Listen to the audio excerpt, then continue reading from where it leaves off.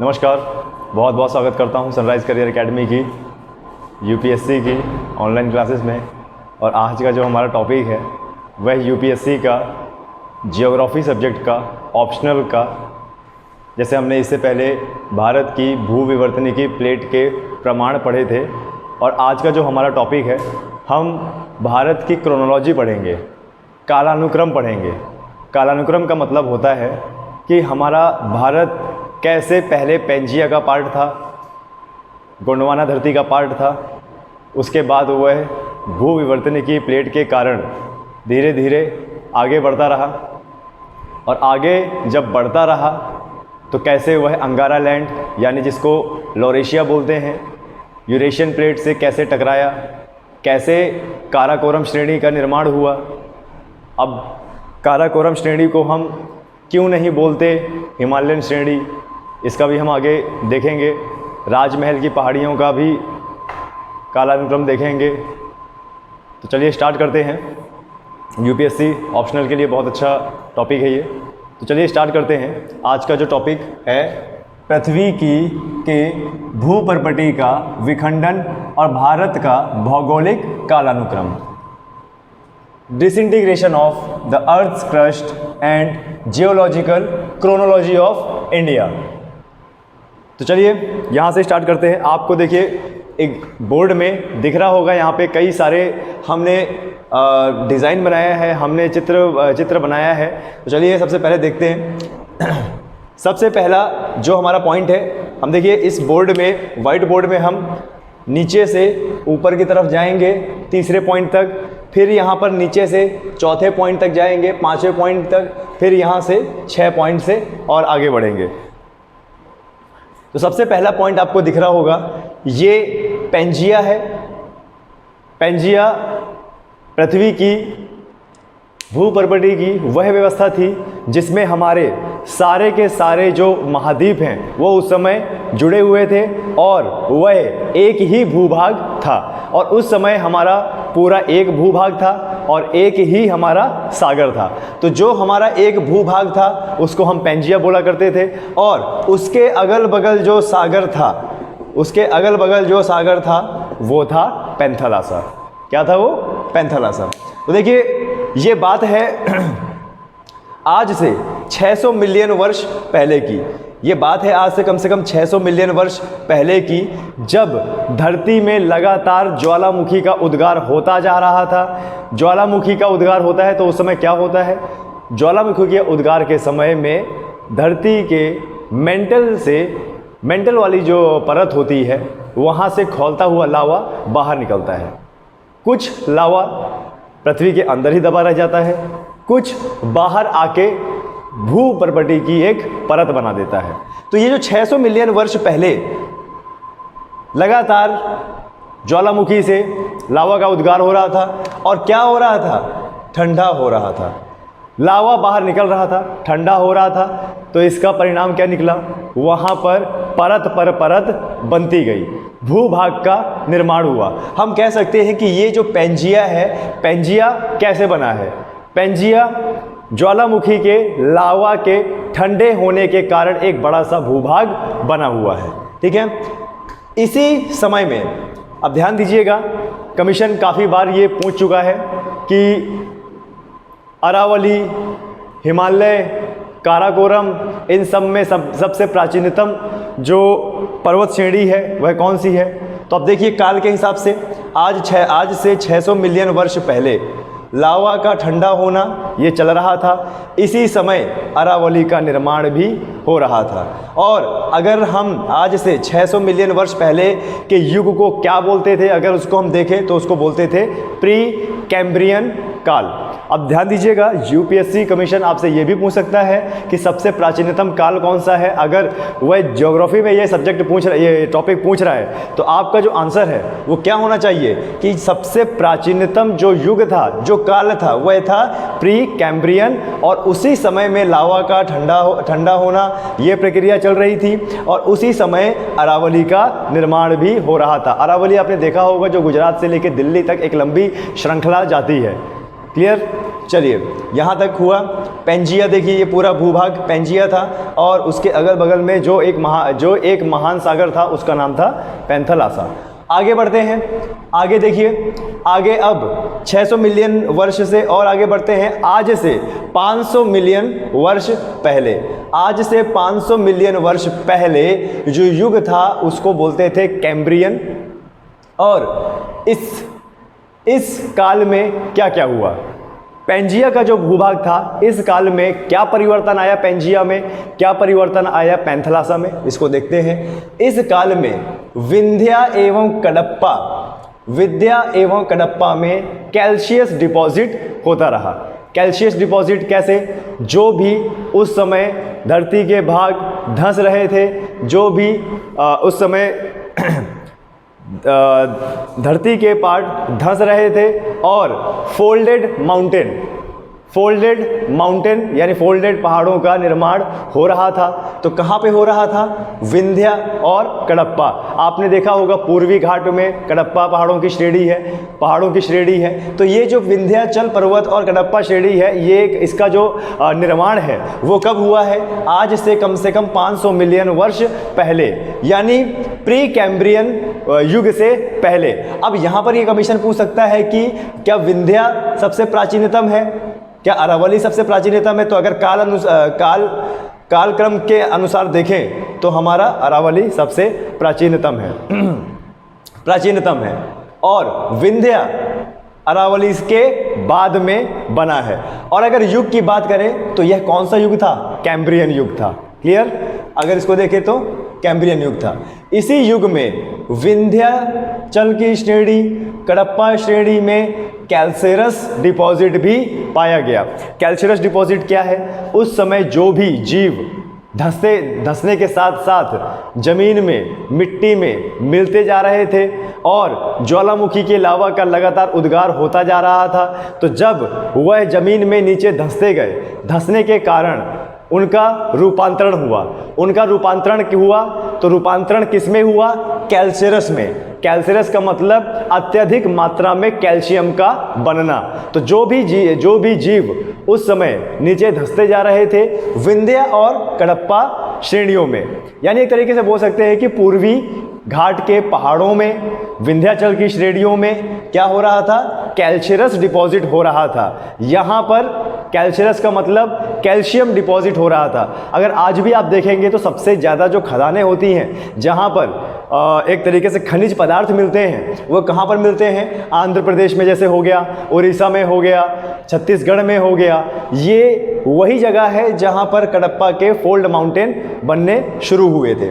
अब यहीं पर इसी जगह में सबसे ज़्यादा विंध्याचल की पहाड़ियों के पास, कडप्पा, आंध्र प्रदेश, उड़ीसा, यहाँ पर जो पर्वत श्रेणी है, यहीं पर इनके पास सबसे ज़्यादा खनिज पदार्थ मिलते हैं। यानी एक तरीके से बोल सकते हैं सबसे ज़्यादा कैल्शियस मिलता है, सबसे ज़्यादा कैल्शियम डिपॉजिट यहीं पर ही है। समझ में आई चीज़। अभी भी देखिए हमारे पेंजिया में कोई बदलाव नहीं आया है, लेकिन बदलाव कहाँ पे हुआ है, विंध्याचल और कडप्पा की श्रेणियों का बनने में। और यह किस तरह के माउंटेन है, किस तरह के पहाड़ हैं, यह परतदार फोल्डेड माउंटेन है। ठीक है, चलिए आगे बढ़ते हैं। आज से लगभग 200 मिलियन वर्ष पहले, आज से लगभग 200 मिलियन वर्ष पहले पर्मो कार्बोनिफेरस ग्लेशिएशन, पर्मो कार्बोनिफेरस। अब देखिए हम तीसरे युग में पहुंच रहे हैं, और तीसरा युग क्या है, कार्बोनिफेरस युग है। आज से लगभग 270 मिलियन वर्ष पहले।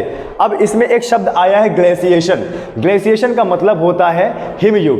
भारत में एक समय में हिमयुग भी आया था, और वो हिमयुग क्यों आया था, उसका कारण ये है कि भारत जो पेंजिया का एक पार्ट था उस समय वह दक्षिणी गोलार्ध के पास था, दक्षिणी गोलार्ध के ध्रुव के पास था। यहाँ पर हम बोल सकते हैं कि भारत की जो स्थिति थी वो कहाँ पर थी, दक्षिणी गोलार्ध के ध्रुव के पास। अब दक्षिणी गोलार्ध का ध्रुव हो चाहे उत्तरी गोलार्ध का ध्रुव हो, वहाँ पर एक चीज़ आपने देखा होगा कि वहाँ पर 12 महीने बर्फ़ जमी रहती है। ये चीज़ आपने वहाँ पे देखा होगा। तो जो ये काल था 270 मिलियन वर्ष पहले ग्लेशिएशन का पूरे भारत में, यहाँ पर हिमयुग आया था। और इसके प्रमाण विंध्याचल की पहाड़ियों से, कडप्पा की पहाड़ियों से हमें ग्रेनाइट टार्क के प्रमाण मिले हैं। ग्रेनाइट टार्क एक तरीके का पत्थर है जिसकी गुणवत्ता और जिसकी प्रॉपर्टी हमें अत्यधिक ठंडे तापमान में ही देखने को मिलती है। तो वह एक प्रमाण है, वह एक सबूत है कि हमारा भारत कभी न कभी कहीं ना कहीं दक्षिणी गोलार्ध में स्थिति थी उसकी। Clear guys? चलिए आगे बढ़ते हैं। चलिए अब आप देखिए 600 मिलियन वर्ष पहले प्री कैम्ब्रियन युग आया, फिर 500 मिलियन वर्ष कैम्ब्रियन युग आया और ग्लेशिएशन आया 270 मिलियन वर्ष पहले, जिसको बोला जाता है कार्बोनिफेरस यानी कार्बोनी युग बोला जाता है। आप देखिए डायग्राम जो बना है पैंजिया का, उसकी आकृति में कितना बदलाव आ रहा है। यानी कहीं ना कहीं हम बोल सकते हैं कि भू विवर्तनिकी प्लेट की जो प्रक्रिया है वो शुरू हो गई थी धीरे धीरे। नीचे से भू विवर्तनिकी प्लेट का खिसकना, प्लेट का एक दूसरे से दूर होना चालू हो गया था। और ग्लेशिएशन यही दिखाता है, ग्लेशिएशन काल, हिमयुग काल यही दिखाता है, यही प्रमाण देता है कि हमारा भारत दक्षिणी गोलार्ध के ध्रुव के निकट था। चलिए अब आगे बढ़ते हैं। आगे हमारा है चौथा। देखिए पहला डायग्राम पैंजिया का, दूसरा डायग्राम पैंजिया का, तीसरा डायग्राम पैंजिया का, और आगे चल के जो चौथा डायग्राम है जो कौन सा युग बता रहा है? कार्बोनिफेरस युग बता रहा है, जहां पर थीसिस सागर का खुलना हुआ। हमारा जो पैंजिया है, हमारा पैंजिया दो भागों में डिवाइड हो गया। एक भाग उत्तर की तरफ गया, एक भाग दक्षिण की तरफ गया। तो जो भाग उत्तर की तरफ गया वह कहलाया अंगारा लैंड, और जो भाग दक्षिण की तरफ गया वो कहलाया गोंडवाना लैंड। और गोंडवाना लैंड में भारत का एक तरीके से हम बोल सकते हैं कि भारत कौन सी धरती में था? भारत गोंडवाना धरती में था, यानी एक तरीके से दक्षिणी गोलार्ध में था। और अगर रूस की बात करें कि रूस कौन से गोलार्ध में हुआ, तो रूस थीसिस सागर के बनने के बाद वहाँ पर उत्तरी गोलार्ध में गया।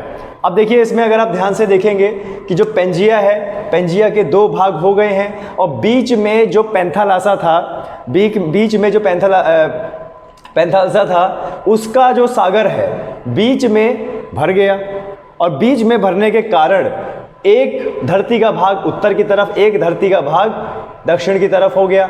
और बीच में जो सागर बना वह कौन सागर बना? थीसिस सागर। तो कमीशन आपसे ये पूछ सकता है कि थीसिस सागर का खुलना या थीसिस सागर का निर्माण कब बना?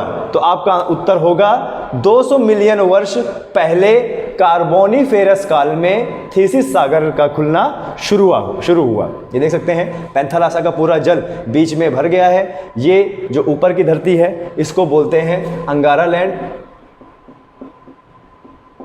और जो नीचे का है इसको गोंडवाना। मैं अपने पिछले वीडियो में भी ये बता चुका हूँ कि गोंडवाना और अंगारा क्यों बोला जाता है। गोंडवाना क्योंकि यहाँ पर जो जनजातीय पाई जाती थी उसी के हिसाब से ही इनके नाम दे दिए गए। ठीक है, चलिए ये चीज़ क्लियर हुआ। अब यहाँ पर सबसे बड़ा मुद्दा ये है कि आखिर पैंजिया में क्या ऐसा बदलाव आ रहा है, क्या ऐसा चेंज आ रहा है जो एक थीसिस सागर का निर्माण हुआ। तो यहाँ पर जो हमारा उत्तर होगा भू विवर्तनिकी प्लेट का खिसकना। जो प्लेट है वह क्या है? खिसक रहे एक दूसरे से। और इस खिसकने का कारण क्या है? नीचे से जो खौलता हुआ लावा है उसकी हलचल। जहाँ जहाँ से ज्वालामुखी फटे हैं और उसका जो लावा का उद्गार हुआ है वहाँ से भू विवर्तनिकी प्लेट यानी प्लेटों के खिसकने का भी प्रक्रिया चालू हुआ है। चलिए ये चीज़ समझ में आया आपको? अब देखिए ये है हमारा भारत गोंडवाना के साथ, यानी ये जो आकृति बनी है अफ्रीका का ही पार्ट है।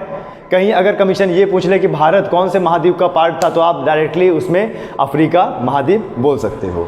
चलिए 5वें नंबर डायग्राम में जाते हैं।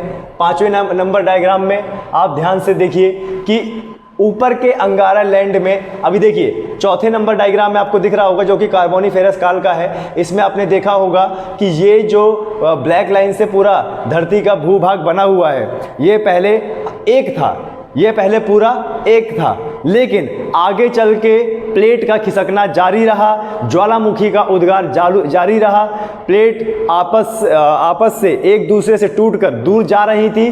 तो अगर आगे चल के देखें, आज से 180 मिलियन वर्ष पहले, आज से 180 मिलियन वर्ष पहले उत्तर अटलांटिक महासागर का उद्गार हुआ। अब देखिए ऊपर अंगारा लैंड से जो उत्तरी अमेरिका है वो अलग हुआ। तो जब उत्तरी अमेरिका अलग हुआ तो थीसिस सागर का जल यहाँ पे भर गया, और थीसिस सागर का जल जब भर गया तो वहाँ पर उत्तर अटलांटिक महासागर का उद्गार हुआ। कमीशन आपसे ये भी पूछ सकता है कि उत्तर अटलांटिक सागर का जो उद्गार है वह कौन से काल में हुआ था। तो आज से 180 मिलियन वर्ष पहले उत्तर अटलांटिक खुला है, और जो काल होगा वो कार्बोनिफेरस काल ही होगा। ठीक है, चलिए अभी भी देखिए यहाँ पर जो प्रक्रिया है, अगर हम गोंडवाना में ये प्रक्रिया देखें तो गोंडवाना के बाकी जो देश जुड़े हुए हैं, बाकी जो महाद्वीप जुड़े हुए हैं, उसमें भी कहीं ना कहीं ये जो हलचल है, ये भू विवर्तनिकी की जो हलचल है ये चालू थी। चलिए आगे बढ़ते हैं, छठे नंबर डायग्राम में पढ़ते हैं और देखते हैं यहाँ पे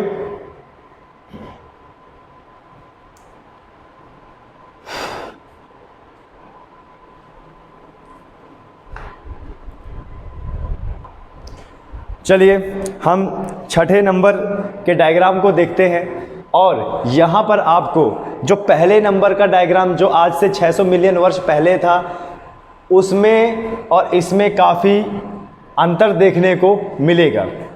अब 6 में देखिए, 6 डायग्राम में देखिए, ये दक्षिण अटलांटिक सागर का खुलना कौन से काल में? 120 मिलियन साल पहले। आज से 120 मिलियन साल पहले आपने देखा कि ये जो उत्तर अटलांटिक की शुरुआत हुई थी, इसके बाद धीरे धीरे भू विवर्तनिकी प्लेट और खिसकी, अफ्रीका महाद्वीप से उत्तर दक्षिण अमेरिका अलग हुआ।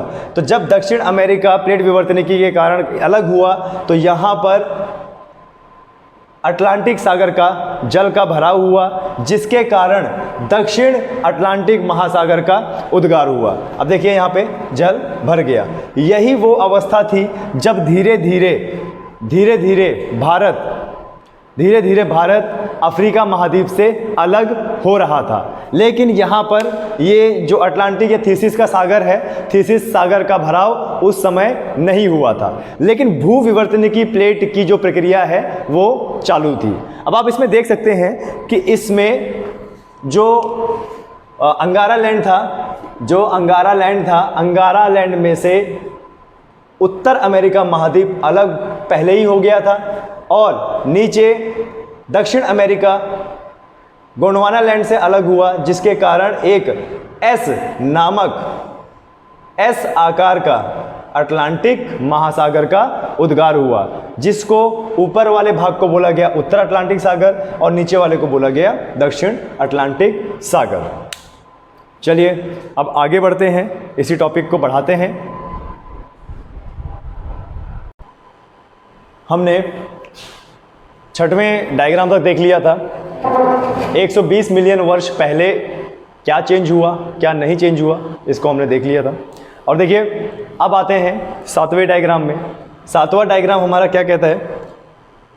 अगर इस डायग्राम को हम ध्यान से देखें तो ये है अफ्रीकन महाद्वीप, इसके यहाँ से भूमध्य रेखा गई है और यहीं पर भारत है। इससे पहले वाले हमने डायग्राम में देखा कि भारत की जो भू विवर्तनिकी प्लेट खिसकने के कारण वह अफ्रीका लैंड मास से धीरे धीरे दूर हो रहा था, धीरे धीरे जा रहा था, खिसक रहा था। हमारा भारत जिस स्थिति में है आज कन्याकुमारी जिस स्थिति में है, 8 डिग्री उत्तर अक्षांश में है। आज हमारा भारत 8 डिग्री उत्तर अक्षांश में है। आज से लगभग 80 मिलियन वर्ष पहले हमारे भारत कन्याकुमारी 20 डिग्री दक्षिण की तरफ था। यानी एक तरीके से कह सकते हैं कि हमारे भारत का जो साउथ इंडियन जो पार्ट है, दक्षिण भारत का जो पार्ट है, वह दक्षिणी गोलार्ध में था, भूमध्य रेखा से भी 12 डिग्री दक्षिण की तरफ। यानी आज जिस स्थिति में है वहां से 20 डिग्री दक्षिण की तरफ। अब मैं इससे पहले वाले वीडियो में ही बता चुका हूं कि जब हमारा भारत भूमध्य रेखा पर था तो भूमध्य रेखा पर जो क्लाइमेटिकल बदलाव होता है, जो मौसम का बदलाव होता है, उसके अवशेष विंध्याचल की पहाड़ी, गुजरात से, उड़ीसा से, छोटा नागपुर, रांची, झारखंड से मिले हैं हमें। अब साक्ष्य क्या मिले हैं कि भूमध्य रेखा वाला जो मौसम होता है, यहाँ पर 4 बजे की गड़गड़ाहट के साथ अत्यधिक बारिश होती है, मूसलाधार बारिश होती है, जिसके कारण यहाँ पर जल भराव होता है, जलमग्न क्षेत्र हो जाते हैं। और यहाँ पर भूमध्य रेखा के पास जो वन पाए जाते हैं, कैसे वन पाए जाते हैं? सदाबहार वन पाए जाते हैं। सदाबहार वैसे वन होते हैं जो 12 के 12 महीने हरे रहते हैं। वहाँ की जो मिट्टी होती है दलदली होती है, कीड़े मकोड़े वहाँ पे पाए जाते हैं, अलग अलग तरह के जानवर पाए जाते हैं, अलग अलग तरह के हरे भरे वन पाए जाते हैं, हरे भरे पेड़ पाए जाते हैं। जैसे ही हमारा भारत इस भूमध्य रेखा से ऊपर की तरफ गया और लावा का उद्गार चलता रहा, तो वो जो नारियल के पेड़ थे, जब भूमध्य सागर में हमारा भारत आया और यहाँ पर जो नारियल के पेड़ बने, यहाँ पर जो सदाबहार वन बने, यह वन जब भारत और आगे भूविवर्तनिकी की तरह आगे खिसका तो लावा के उद्गार के साथ साथ ही यह धंसते गए, यह प्लेटों के अंदर धंसते गए। प्लेटों के अंदर धंसते गए तो क्या हुआ? जीवाश्म बने। जीवाश्म बने तो कच्चे तेल का निर्माण हुआ, खनिजों का निर्माण हुआ, कैल्शियम का निर्माण हुआ। हमें कैसे पता चला? इस युग के नारियल के फल विंध्याचल की पहाड़ियों से मिले हैं, दक्कन के पठार से मिले हैं, गुजरात के पठार से और गुजरात से मिले हैं। यहीं पर इसी काल में ही, आज से 100 मिलियन वर्ष पहले, इसी काल में ही राजमहल लावा का उद्गार चलता जा रहा था। और राजमहल जो कि पहाड़ी है, छोटा नागपुर, रांची, झारखंड और छत्तीसगढ़ की एक राजमहल श्रृंखला पहाड़ी है। इस पहाड़ी का उद्गार, यानी एक तरीके से बोल सकते हैं कि आज से 100 मिलियन वर्ष पहले राजमहल की पहाड़ियों का बनना स्टार्ट हुआ था और उसी समय ये लावा के उद्गार से परत पर परत बनते बनते उठ रही थी। यही वो समय था जब धीरे धीरे भूविवर्तनिकी के कारण भारत अफ्रीका से अलग हो रहा था और अंगारा लैंड की तरफ बढ़ रहा था, आगे बढ़ रहा था, ऊपर की तरफ जा रहा था। और यही वो समय था जब ऑस्ट्रेलियन प्लेट भी पूर्व की ओर बढ़ रही थी। ऑस्ट्रेलियन प्लेट पूर्व की तरफ बढ़ रही थी। आगे चल के क्या होता है इसको देखेंगे। अब आते हैं हम 80 मिलियन वर्ष पहले, आज से 80 मिलियन वर्ष पहले। अब हम ये देख चुके हैं कि आज से 120 मिलियन वर्ष साल पहले हमारा जो भारत है वह धीरे धीरे गोंडवाना धरती से अलग होके लॉरेशिया यानी अंगारा लैंड की तरफ बढ़ रहा था। अब अंगारा लैंड की तरफ बढ़ रहा है तो सीधी सी बात है, जैसे ही वो साउथ अफ्रीका से अलग हो रहा है, जो जगह, जो रिज बन रही है, जो खाई बन रही है, जो नीचे की रिज बन रही है, जो एक तरीके से गर्त बन रहा है, वहाँ पर थीसिस सागर का जल भराव हुआ और यह जो जगह है यह क्या है? जलमग्न हो गई। और ये जो गर्त बना यहाँ से लेके ऊपर से लेके यहाँ तक, इसको क्या बोला गया? कार्लसबर्ग रिज बोला गया। आज भी ये जो गर्त है, ये जो कार्लसबर्ग रिज है, यह एक दूसरे से दूर जा रहे हैं। और हमारा भारत ऊपर पहुंच रहा है। हमारा भारत तिब्बत से टकराने से पहले, तिब्बत के पठार से टकराने से पहले, हमारे भारत का द्रास का पार्ट और अंगारा का, तिब्बत का पार्ट लड़ने से पहले हमारे भारत में शिवालिक नदी थी जो पूर्व से कहाँ बहती थी? पश्चिम में। अंगारा लैंड से टकराने से पहले हमारे भारत में शिवालिक नदी थी। आज उसी के नाम पर शिवालिक पर्वत श्रृंखला बनी है। वह शिवालिक नदी कहाँ से कहाँ बहती थी? पूर्व से पश्चिम। इसके काफ़ी ज़्यादा प्रमाण भी मिले हैं।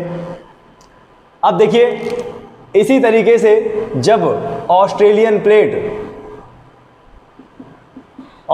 प्लेट गोंडवाना धरती से हटकर किस तरफ पहुंच रही थी? ये पूर्व की तरफ जा रही थी। तो जब भारत से भी यह पूर्व की तरफ हटा और भारत तिब्बत की तरफ बढ़ रहा है, तो यहाँ पर 90 डिग्री ईस्ट रिज का निर्माण हुआ। 90 डिग्री ईस्ट रिज का मतलब कि यहाँ से लेके समुद्र के अंदर ही एक गर्त का निर्माण हुआ, जो आज भी एक दूसरे से अलग पहुँच रहा है, अलग जा रहा है। गर्त का निर्माण हुआ। ऑस्ट्रेलियन प्लेट पूर्व की तरफ जा रही है, भारत की प्लेट द्रास, जो भारत का द्रास सेक्टर है, वह तिब्बत की तरफ बढ़ रहा है। और एक चीज़ और बता दें, जो अंगारा लैंड था, अंगारा लैंड में बहुत सी ऐसी नदियाँ थी, तिब्बत के पठार में बहुत सारी ऐसी नदियाँ थी जो अंगारा लैंड से बहकर थीसिस सागर में गिरती थी। अंगारा लैंड में ऊपर से बहकर थीसिस सागर में गिरती थी। और ये जो नदियाँ थी तिब्बत के पठार से काफ़ी ज़्यादा मात्रा में अवसाद लाकर तिब्बत के पास जमा करती थी।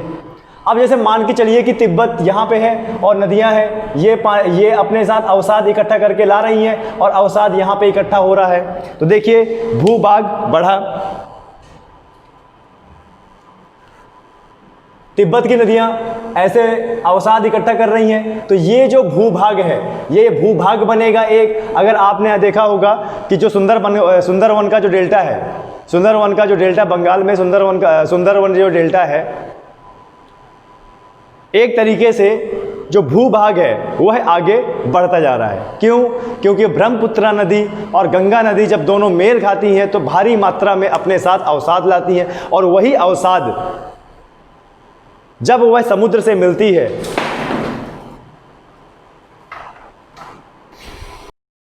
चलिए, तो यहाँ पर देखिए आज से 80 मिलियन वर्ष पहले हमने देखा कि कार्लसबार्ग रिज, जब भारत साउथ अफ्रीका से अलग हुआ तो यहाँ पर एक गर्त का निर्माण हुआ, कार्लसबार्ग रिज। और ये जो कार्लसबार्ग रिज है, इसका निर्माण कैसे हो रहा है? क्योंकि यहाँ पर लगातार लावा का उद्गार हो रहा है, यहाँ पर लगातार लावा का उद्गार हो रहा है, जिससे ये भारत है और दूर जाता जा रहा है भूविवर्तन की प्लेट खिसकने के द्वारा। और ऑस्ट्रेलिया पूर्व की तरफ बढ़ रहा है। मैंने आपको बताया कि जैसे तिब्बत से बहुत सारी नदियाँ जो दक्षिण से उत्तर से दक्षिण की तरफ बह रही थी, वो थीसिस सागर में बहुत ज़्यादा अवसाद लाकर जमा करती जा रही थी, बहुत सारा अवसाद लाकर जमा करती जा रही थी। तो वहाँ पर एक भूभाग का निर्माण हुआ, आप कह सकते हो एक दलदली ज़मीन का निर्माण हुआ। और इसी समय हमारा जो भारत है वह आगे बढ़ता जा रहा है। अब आएंगे 9 नंबर के डायग्राम में। 9 नंबर के डायग्राम में देखिए, वह आज से 770 मिलियन वर्ष पहले की बात बता रहा है। तो 7 मिलियन वर्ष पहले की अगर हम बात देखें तो देखिए, ये जो तिब्बत है, तिब्बत के नदियों द्वारा लाया गया जो अवसाद है और जो भारतीय प्लेट है वह आपस में टकराई। डायग्राम नंबर 9 थोड़ा ध्यान से देखिएगा। तिब्बत के नदियों द्वारा जो लाया गया अवसाद है उसने एक बहुत बड़े भूभाग का निर्माण किया है, दलदली भूभाग का निर्माण किया है। और यहाँ पर भारत की जो प्लेट है वह तिब्बत के अवसाद से, जो थीसिस सागर में अवसाद है, उससे जाके टकराई। नतीजा क्या हुआ? काराकोरम पर्वत श्रेणी का निर्माण हुआ। नतीजन क्या हुआ? काराकोरम पहाड़ियों का निर्माण हुआ। अब जैसे जैसे भारत आगे बढ़ता जा रहा है वैसे वैसे काराकोरम की ऊंचाई भी बढ़ती जा रही है, काराकोरम पर्वत श्रृंखला की ऊंचाई भी बढ़ती जा रही है। और इसी समय में जो दक्कन का लावा है, दक्कन यानी ये जो पूरा भारत का इलाका है, दक्कन का पठार बोलते हैं इसको, दक्षिण भारत भी बोलते हैं इसे, यहाँ पर लगातार लावा का उद्गार होता जा रहा था। लगातार लावा का उद्गार होके परत पर परत बनती जा रही थी, परत पर परत बनती जा रही थी, जिसको बोला गया है डेक्कन ट्रैप। लावा का उद्गार हुआ, परत बनी मिट्टी की, उसमें जीवन आया, फिर से लावा का उद्गार हुआ, तो जो जीव थे, जो पेड़ पौधे थे, जो मृत शरीर थे, वह लावा में दब गए। एक नई परत बनी और नई परत बनने के बाद फिर से उसमें जीवन आया और फिर से लावा का उद्गार हुआ और फिर से जीव दबे, जो क्या बने, जीवाश्म बने। और इसीलिए इसको बोला जाता है दक्कन का ट्रैप। क्या बोला जाता है? दक्कन का ट्रैप। और यहीं पर हमारे भारत का पश्चिमी घाट का बनना शुरू हुआ। भारत का बहुत बड़ा भूभाग जो गुजरात से लेकर कन्याकुमारी तक था, और जैसे ही यह अवसाद से टकरा के नतीजन काराकोरम श्रेणी बनी, उसी समय भारत का गुजरात से लेकर कन्याकुमारी तक का बहुत बड़ा भूभाग भू विवर्तनी के कारण टूट कर धंस कर नीचे चला गया। और टूट कर धंस कर नीचे चला गया तो धंसता रहा। पानी, अरब सागर का पानी भर गया यहाँ पर, और अरब सागर का पानी भरने के बाद वह क्षेत्र पूरा जलमग्न हो गया। और जलमग्न होने के कारण वो जो जीव धंसे थे नीचे, वह जीवाश्म में परिवर्तित हो गए। इसीलिए आज हमारे देश में मुंबई से 80 किलोमीटर पश्चिम की तरफ अरब सागर में गैस पेट्रोलियम के भंडार हैं, जिसमें भारत का अधिकार है। और भारत की बड़ी बड़ी पेट्रोल कंपनियां वहां से कच्चा तेल निकालकर भारत की आर्थिक समृद्धि को आगे बढ़ा रही हैं, जिसको बॉम्बे हाई का नाम दिया गया है, और वहां पर पेट्रोलियम पाया जाता है। तो देखिए, अंगारा लैंड से भारत का जुड़ाव ये अवसाद और काराकोरम श्रेणी का निर्माण से शुरू हो गया है। ये अंगारा लैंड। अब 10वें नंबर डायग्राम में आते हैं, जो कि आज से 50 मिलियन वर्ष पहले का है। 50 मिलियन वर्ष पहले का है। ये अवसाद यहाँ पे जुड़ चुका है। यहाँ पे क्या है कि इंडो ऑस्ट्रेलियन प्लेट का पुनर्मिलन होता है। जो इंडो ऑस्ट्रेलियन प्लेट आज से 80 मिलियन साल वर्ष पहले जो ऑस्ट्रेलियन प्लेट पूर्व की तरफ जा रही थी और भारत उत्तर पूर्व की तरफ बढ़ रहा था, आगे चल के 50 मिलियन वर्ष पहले भारत की प्लेट और ऑस्ट्रेलियन की प्लेट आपस में टकराई। यहां पर इंडो ऑस्ट्रेलियन प्लेट का पुनर्मिलन होता है और यहीं से ही एक युग शुरू होता है जिसका नाम है ओलिगोसीन। तो क्रम में कमीशन पूछ सकता है कि ओलिगोसीन आज से कितने वर्ष साल पहले था, तो आपका आंसर होगा आज से 50 मिलियन वर्ष पहले था। और कमीशन ये भी पूछ सकता है कि ओलिगोसीन में क्या क्या हुआ। तो जैसे अगर आप मेंस की तैयारी कर रहे हैं तो ओलिगोसीन में अगर आपको लिखना है तो सबसे पहले आपको लिखना है कि इंडो ऑस्ट्रेलियन प्लेट का यहाँ पर पुनर्मिलन हुआ और बॉम्बे हाई में और अत्यधिक मात्रा में पेट्रोलियम का बनना चालू हुआ, क्योंकि बहुत बड़ा भूभाग धंसकर जमीन में चला गया था, जिसके कारण जो जीव है वो जीवाश्म में बदले। चलिए आगे बढ़ते हैं इससे और इसको देखते हैं कि आगे क्या क्या बदलाव आए। आगे बढ़ते हैं और आगे बढ़ने में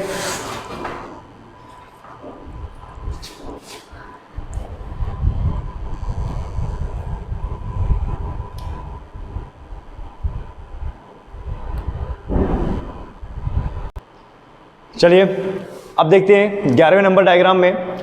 11वां नंबर डायग्राम क्या है? 40 मिलियन वर्ष पहले, आज से 40 मिलियन वर्ष पहले क्या हुआ?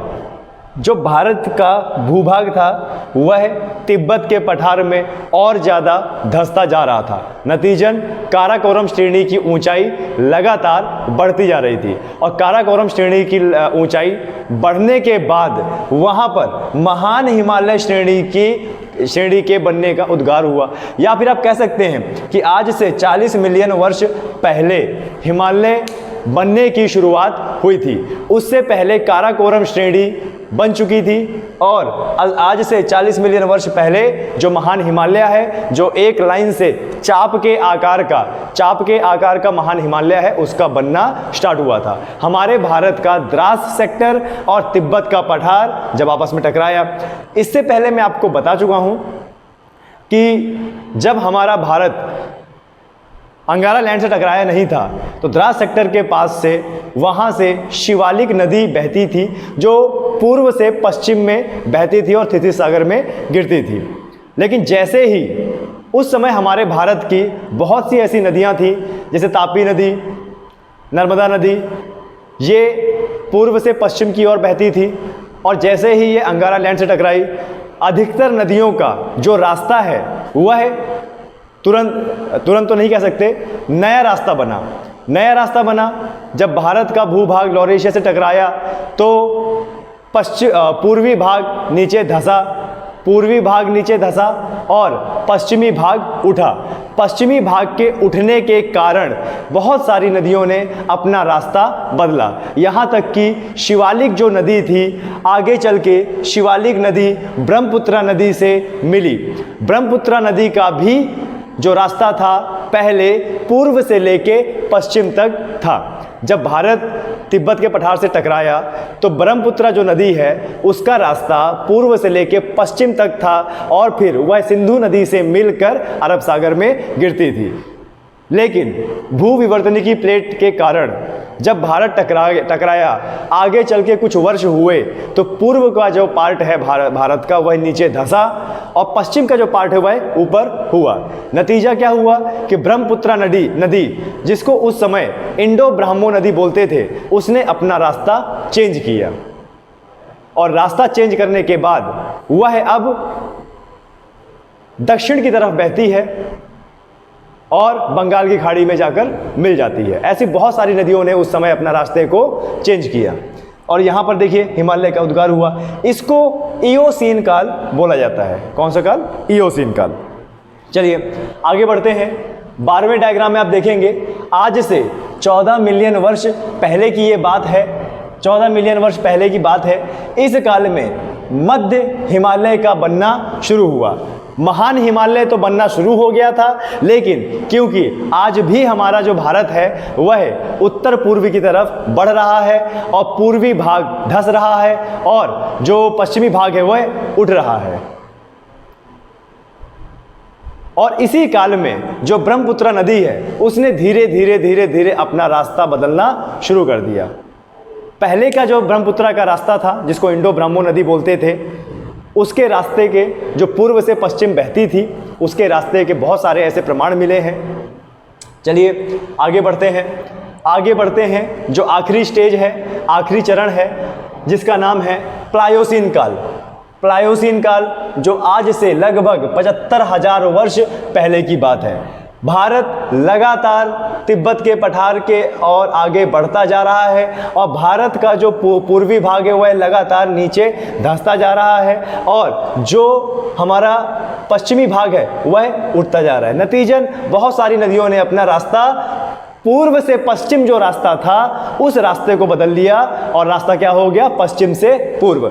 वो आपने देखा होगा हमारे भारत की बहुत सारी नदियाँ पश्चिम से पूर्व की ओर बहती हैं और बंगाल की खाड़ी में जाकर गिर जाती हैं। कुछ नदी डेल्टा भी बनाती हैं। तो ये कैसे हुआ? ये तभी हुआ जब हमारे भारत का पश्चिमी भाग उठा और पूर्वी भाग धंसा। अब 75,000 वर्ष पहले क्या क्या चेंजेस आए, क्या क्या बदलाव आए भूभाग में? पहला, शिवालिक पर्वतों का, शिवालिक श्रृंखला का निर्माण हुआ। मालदा गैप का निर्माण हुआ। मालदा गैप जो आज भी जमीन में धंस रहा है और नीचे जा रहा है, जिसके कारण कोसी नदी अपना बार बार रास्ता बिहार में बदल रही है। ब्रह्मो नदी के रास्ते में बदलाव आया। इंडो ऑस्ट्रेलियन प्लेट दूर जाने लगी। हमने देखा कि भारत और ऑस्ट्रेलिया गोंडवाना से जब अलग हुए, ऑस्ट्रेलिया पूर्व की ओर बढ़ रहा था। आगे चल के इनकी प्लेटों का, ऑस्ट्रेलिया और इंडो ऑस्ट्रेलिया प्लेटों का पुनर्मिलन हुआ। उसके बाद और आगे समय में अब यह आज से 75,000 वर्ष पहले एक दूसरे से और अलग जा रहे हैं। तो जहां भारत उत्तर पश्चिम की ओर बढ़ रहा, उत्तर पूर्व की ओर बढ़ रहा है, वहीं पर ऑस्ट्रेलिया पूर्व की तरफ जा रहा है। तो ये था आज का लेक्चर, पृथ्वी के भूप्रपटी का विखंडन और भारत का कालानुक्रम। हमारा भारत और हमारे पर्वतों का निर्माण कैसे हुआ, आज के इस वीडियो में इतना ही। नेक्स्ट वीडियो में लेके आता हूँ। Thank you very much.